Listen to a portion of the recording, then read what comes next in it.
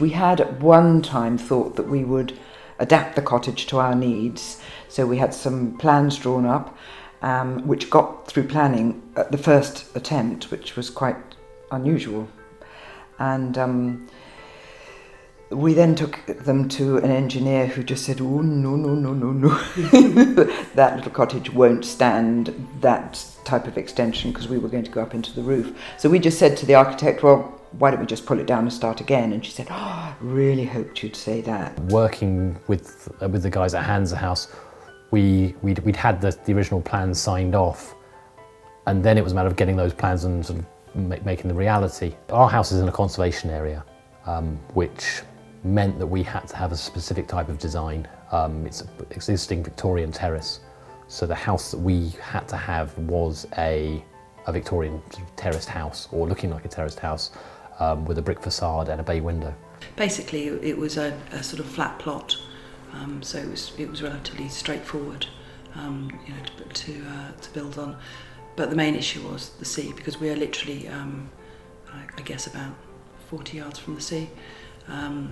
So we, at one point, when we were in the process of talking to Hanse Haus, we'd already decided to build with them.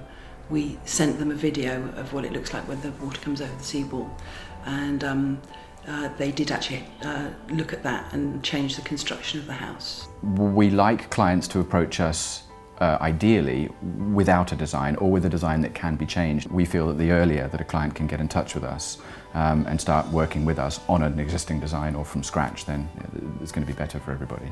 People in this island are quite conservative, so we didn't want any problems. So it's quite a traditional looking house from the front, but from the back there's a lot of glass, and that was one of the stipulations that we said we wanted a lot of light.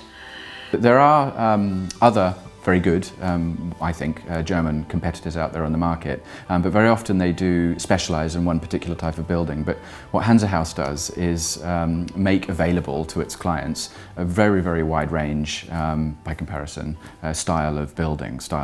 We like doing Bauhausy white boxes, very kind of architecturally crisp buildings like that, but then we know that in the UK planning environment there's requirements for certain massing, certain scales, and we can do those too. Hanse Haus were really the only people that could fulfil the bespoke sort of designs of what we wanted. We had quite a lot of problems with the planning.